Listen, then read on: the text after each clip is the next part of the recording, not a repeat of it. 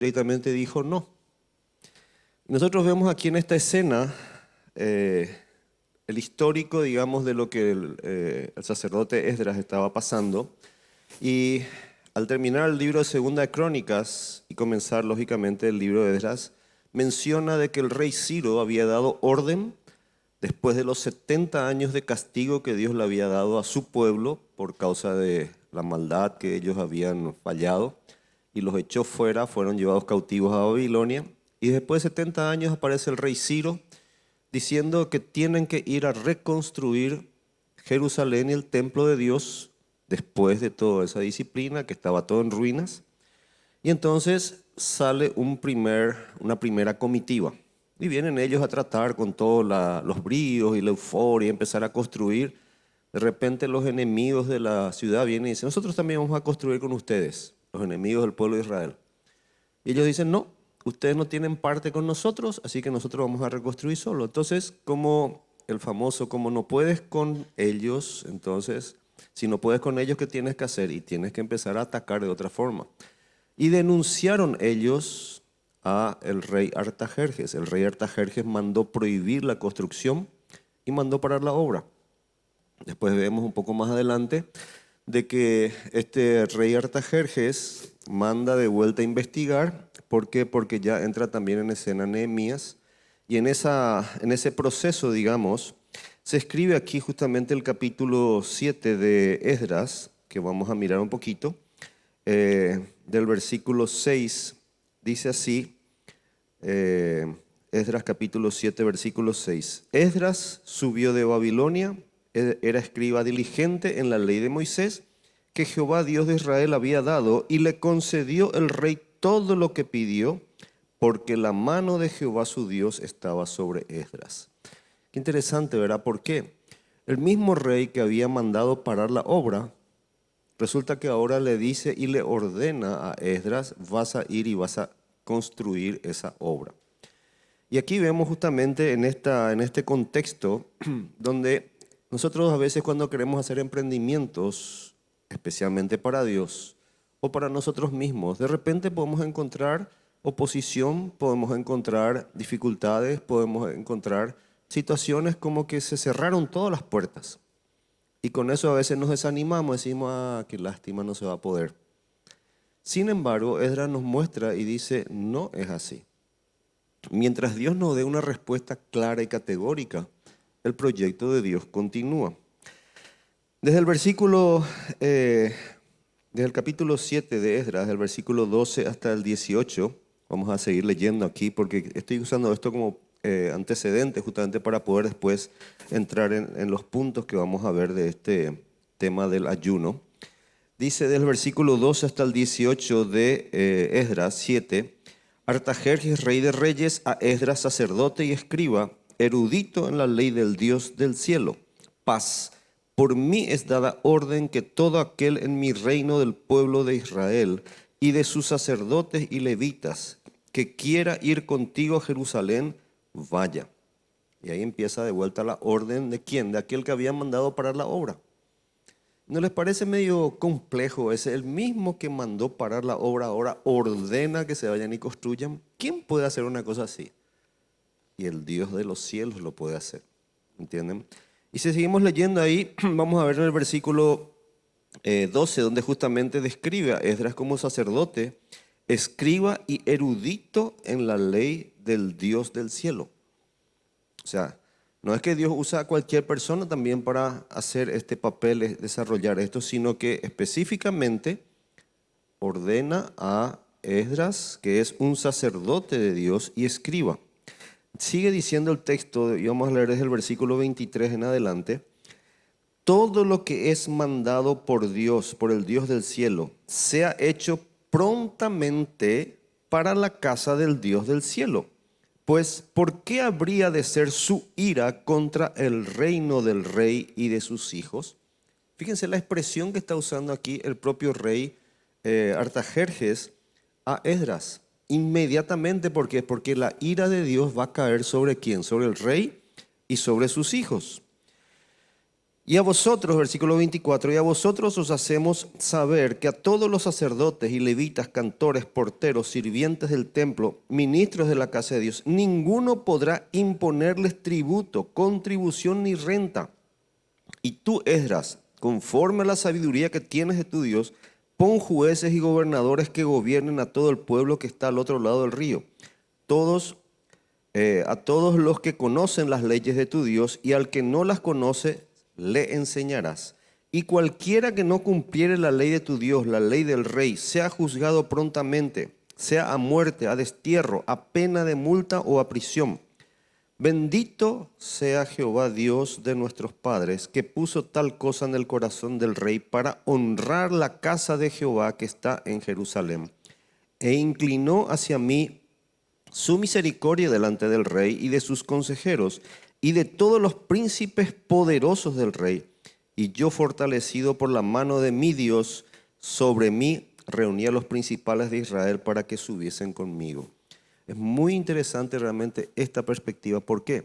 ¿Quién es ese Dios que tiene el poder y la capacidad de ordenarle a un rey y que con mucho temor él diga, ¿por qué vas a estar esperando la ira de Dios sobre el rey y la de sus hijos?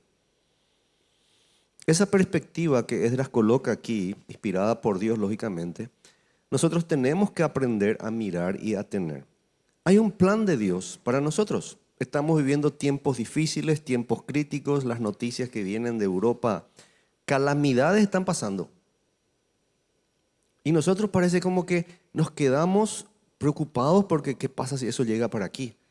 Y nos quedamos un poco, tal vez, ansiosos con las noticias, pero nos olvidamos nosotros quién es el protagonista principal de toda la historia. Y nos olvidamos nosotros que el protagonista principal de toda la historia es nada más y nada menos que el Dios de los cielos, el Rey de reyes y señores, señores.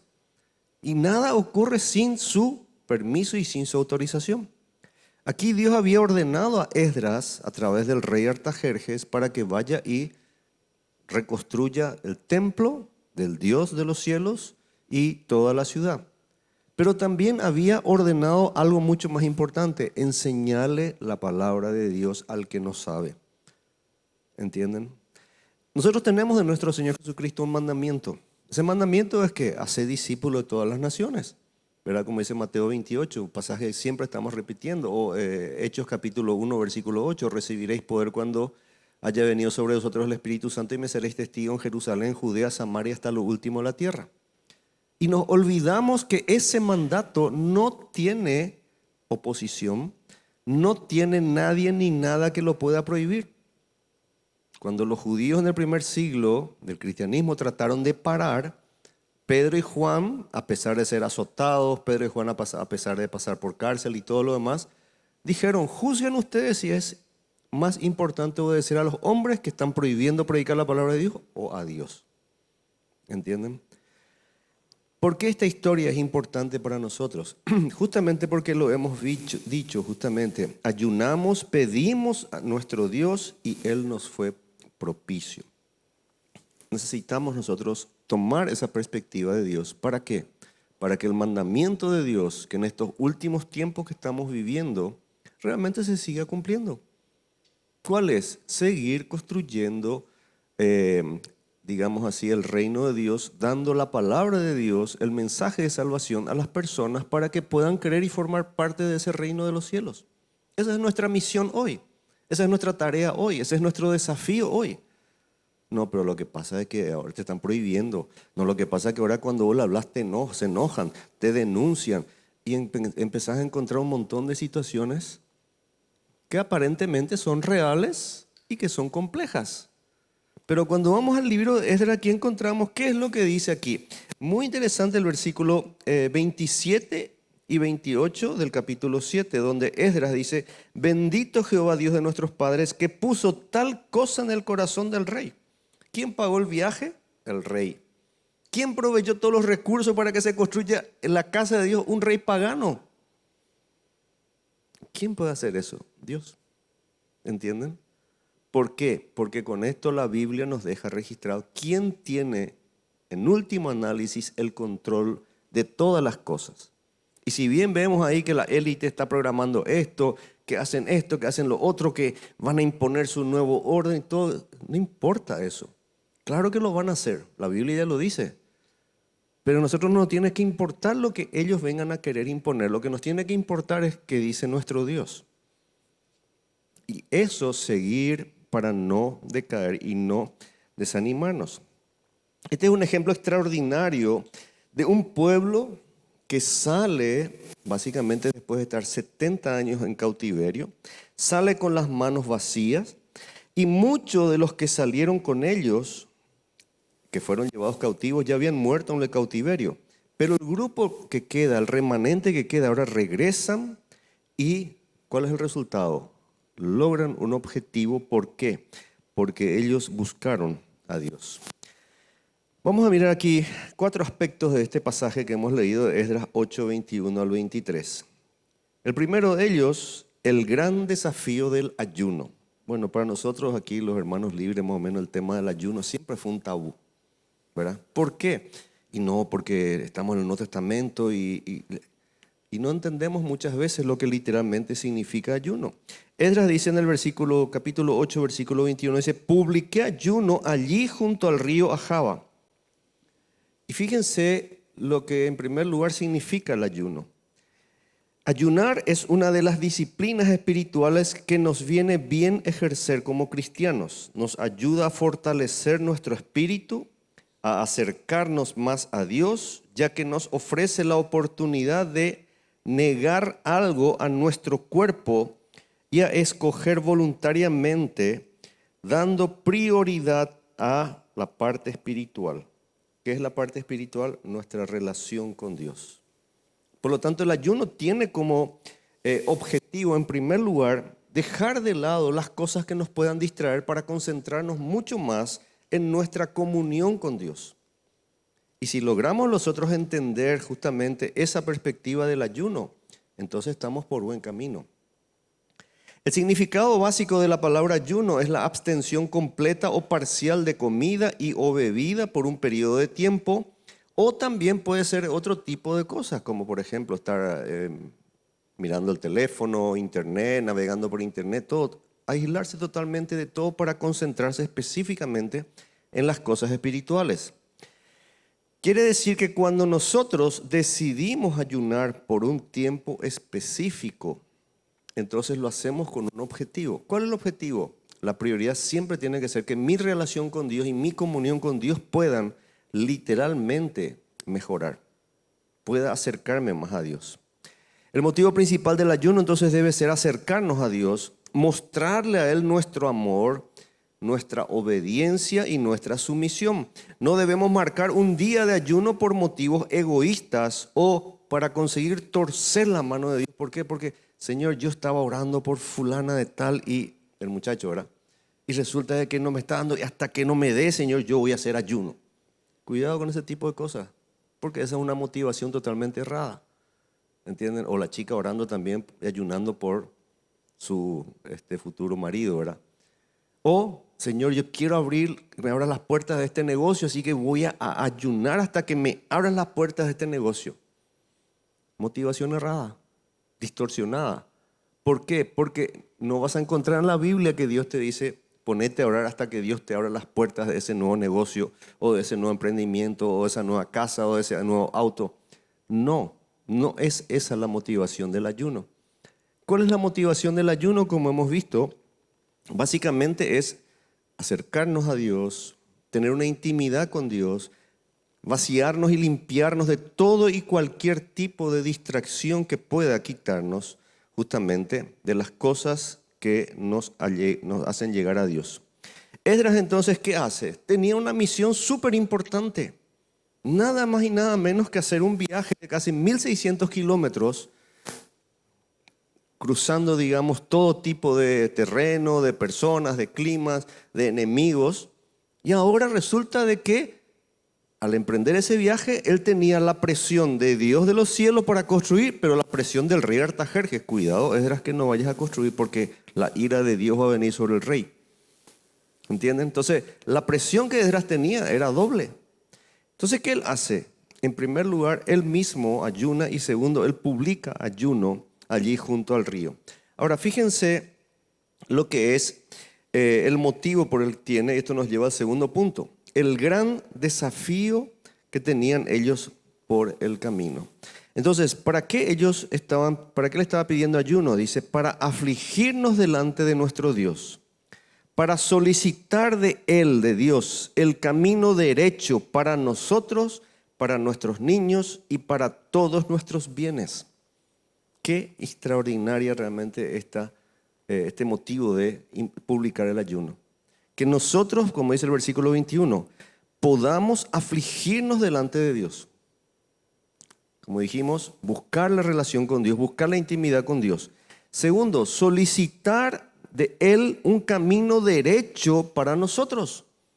¿Cuántas distracciones hay por el camino?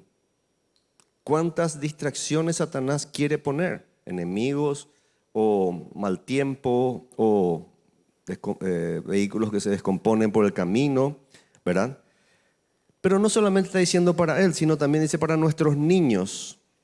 Los niños que necesitan ser guiados y dirigidos. Estamos viviendo tiempos donde nuestros hijos están siendo educados y enseñados básicamente por internet. Y después nos quejamos de cómo ellos salen. Y sin embargo, aquí dice que nuestros niños también tengan el camino derecho. Y no solamente eso, también dice nuestros bienes. ¿Por qué está pidiendo por los bienes? Bueno, ellos tenían que traer oro, tenían que traer plata, tenían que traer cosas preciosas. Pero no solamente traerlos, ¿cómo lo vamos a usar? ¿Lo vamos a administrar correctamente? ¿Lo vamos a usar para nuestros propios gustos y placeres? ¿Cómo lo vamos a usar? Y Dios nos da a nosotros los dones, nos da los talentos y también nos prospera materialmente. ¿Para qué? Para que también nosotros podamos usar esas cosas materiales para la gloria de Dios. De eso se trata justamente toda esta enseñanza que Esdras nos está colocando. Ahora, el gran desafío que aparece en el camino lo podemos leer en el versículo 22 de Esdras capítulo 8. Dice, tuve vergüenza de pedir al rey tropa y gente de a caballo que nos defendiesen del enemigo en el camino, porque habíamos hablado al rey diciendo, la mano de nuestro Dios es para bien sobre todos los que le buscan, mas su poder y su furor contra todos los que le abandonan. Claro, ¿no les parece a ustedes que sería medio incoherente decir así, Esdras, rey, nosotros confiamos en Dios, Él nos va a cuidar, Él nos va a guiar, Él nos va a acompañar, pero ¿puede enviar un ejército con nosotros? Con tropas armadas y equipadas para defendernos. ¿No les parece? Por eso que acá tenemos justamente que entender que Esdras es coherente con las cosas que está pidiendo y que está publicando en el ayuno.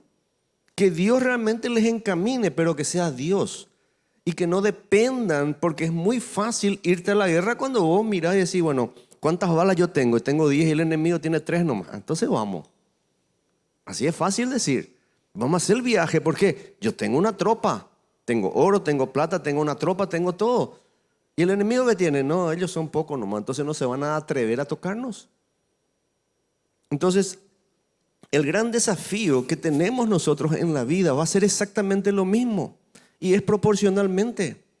Tenemos una misión para hacer. Tenemos que hacer discípulos. Tenemos un desafío por el camino. Hay mucha oposición, mucha distorsión, mucha perversión, muchos políticos. Ahora que vamos a entrar de vuelta en poco tiempo en campañas políticas. Y entonces, ¿y en quién vamos a confiar? Y siempre vamos a tener a los enemigos ahí, que son los primeros que aparecen trayendo justamente sus adversidades. Ellos debían viajar, como dijimos, cerca de 1.600 kilómetros, varios días y a expensas de cualquier tipo de ataque, más la situación climática. El panorama, lógicamente, era desalentador, pero estaban ellos de regreso en la misión que Dios les estaba dando. Ellos no llevaban nada más excepto de lo que era el temor a Dios, las leyes y la palabra de Dios, más los recursos que el rey les había dado. No tenían otra cosa. Entonces estaban expuestos, lógicamente, a que cualquier situación que aparezca por ahí, a ellos los desanime. Ahora, Esdras muestra justamente un camino correcto. ¿Cuál es el camino correcto? El estar haciendo el ayuno y encomendando todo el viaje a Dios para que tengan sabiduría en el camino y todo les sea lo correcto, lo derecho. Segundo, vemos el gran desafío que ellos tienen, no pedirle al rey ningún tipo de respaldo. ¿Por qué? Porque ellos sabían muy bien que habían confiado en Dios. En tercer lugar, ellos tenían el favor del rey, pero prefirieron buscar a Dios. Dice aquí que justamente en el versículo 22 que hemos visto, ¿verdad? Habíamos hablado al rey diciendo, la mano de nuestro Dios es para bien. O sea, rey, te agradecemos por tu apoyo, te agradecemos por tu respaldo y todo, pero la mano de nuestro Dios es para bien. Preferimos el favor de Dios, buscar a Dios antes de tener el favor del rey. ¿Por qué? Es fácil. Eso no es vivir por la fe cuando vos le decís al rey, como dijimos hace rato, dame una tropa. Vivir por la fe es decir, señores, aquí estamos, somos los siervos del Dios Altísimo, Él nos va a cuidar, nos va a encaminar, nos va a prosperar, entonces vamos a emprender el viaje y no confiar en el rey. Dice el Salmo 118, versículos 6 al 9, un pasaje muy importante de pequeñas decisiones que determinan a quién nosotros le creemos y en quién confiamos. Dice el Salmo 118, versículos 6 al 9, Jehová está conmigo, no temeré lo que me pueda hacer el hombre. Jehová está conmigo entre los que me ayudan. Por tanto, yo veré mi deseo en los que me aborrecen. Mejor es confiar en Jehová que confiar en el hombre. Mejor es confiar en Jehová que confiar en príncipes. Esto es importantísimo para nosotros. Vivir por la fe es creer en lo invisible. Es dar por hecho, como dice Hebreos capítulo 11, la certeza de que cuando Dios te dice, andate por este camino, andate que Él te va a guiar y te va a acompañar. Pero ¿y qué hacemos? Porque en el camino vamos a tener enemigos, vamos a tener salteadores, saqueadores, vamos a tener distracciones.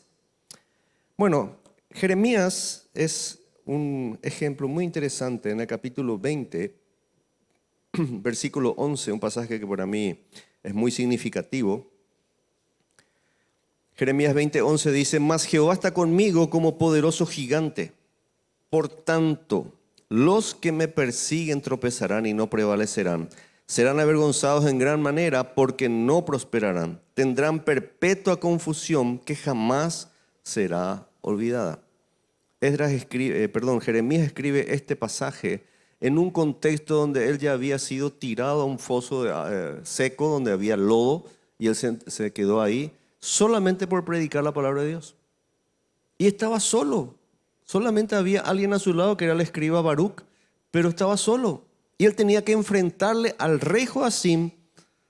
Y el rey Joacim, cuando leyó la palabra de Dios, quema en el brasero. Imagínense ustedes. Le lleva la palabra de Dios diciéndole, la palabra de Dios dice así, ¿qué hace el rey Joacim? Quema en el brasero. Menospreciando la palabra de Dios, las profecías de Dios y al siervo de Dios. Sin embargo, Jeremías no se desanimó. Jeremías dice, ¿quién está conmigo? Entonces Dios y yo somos mayoría. Dios y yo somos mayoría. Dios es suficiente ante cualquier tipo de problema y desafío que yo pueda enfrentar. En cuarto lugar, vemos los resultados que comprueban que es mucho mejor confiar en Dios. Ya hemos leído aquí en Esdras capítulo 7, versículos 27 y 28, donde dice, bendito Jehová, Dios de nuestros padres, que puso tal cosa en el corazón del rey para honrar la casa de Jehová que está en Jerusalén, e inclinó hacia mí su misericordia delante del rey y de sus consejeros y de todos los príncipes y poderosos del rey. Y dice, y yo fortalecido por la mano de mi Dios sobre mí, reuní a los príncipes de Israel, principales de Israel, para que subiesen conmigo. Y aquí en este pasaje de Esdras capítulo 8, versículo 21, dice, ayunamos pues y pedimos a nuestro Dios sobre esto. ¿Y cuál fue el resultado? Dice, Él nos fue propicio. Los resultados comprueban que es mejor confiar en Dios. Ayunamos pues, pedimos a nuestro Dios sobre esto y Él nos fue propicio. Fíjense la secuencia. Primero ayunamos, yo me acerqué a Dios, limpié todo lo que tenía que limpiar, traté de concentrarme para que nada me distraiga. Luego hice mis peticiones a Dios y ¿cómo viene la respuesta? Él fue propicio. El Salmo 34, versículos 18 y 19 nos indica justamente lo que este versículo quiere decir. Él nos fue propicio. Dice el Salmo 34, 18 y 19, cercano está Jehová a los quebrantados de corazón, salva a los contritos de espíritu. Muchas son las aflicciones del justo, pero de todas ellas, fíjense que dice de todas ellas, no dice de algunas. De todas ellas le librará Jehová. ¿Por qué? Para Él no hay imposible. Para Él no hay cosa difícil. Todas las cosas que Él realmente ha dicho para hacer, se pueden hacer con confianza. ¿Por qué? Porque justamente Él tiene el poder y el control de todas las cosas. Y para terminar, quiero mirar con ustedes el Salmo también 34, del versículo 1 al 4, que de eso se hace una música también, ¿verdad? Muy linda. Dice, bendeciré a Jehová en todo tiempo. Su alabanza estará de continuo en mi boca. En Jehová se gloriará mi alma. Lo oirán los mansos y se alegrarán. Engrandeced a Jehová conmigo. Exaltemos a una su nombre. Busqué a Jehová y Él me oyó y me libró de todos mis temores. A modo de recuerdo simplemente, ayunamos, pedimos a nuestro Dios y Él nos fue propicio. Vamos a orar. Padre amado, muchas gracias por tu palabra. Gracias, Señor, porque Esdras nos enseña tremendas cosas al respecto de lo que es tu poder, tu soberanía, tu gracia, tu guía, tu dirección y todo, Señor, lo que tú habías marcado en tu palabra. Gracias porque hoy nos toca a nosotros vivir y tenemos esta enseñanza preciosa que también podemos ponerlo en práctica, Señor. Ayunamos, pedimos a nuestro Dios y Él nos fue propicio. Gracias porque tenemos esa confianza, Señor, y por eso venimos en esta noche a darte la gloria, la honra y el honor a ti. Oramos en el precioso nombre de Cristo Jesús. Amén.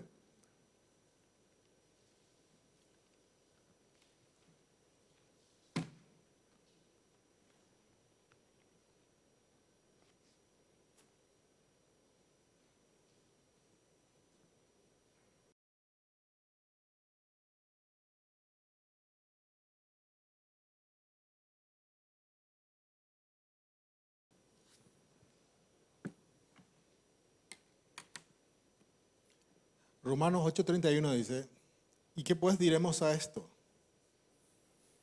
Si Dios es, ¿quién? Interesante, ¿eh?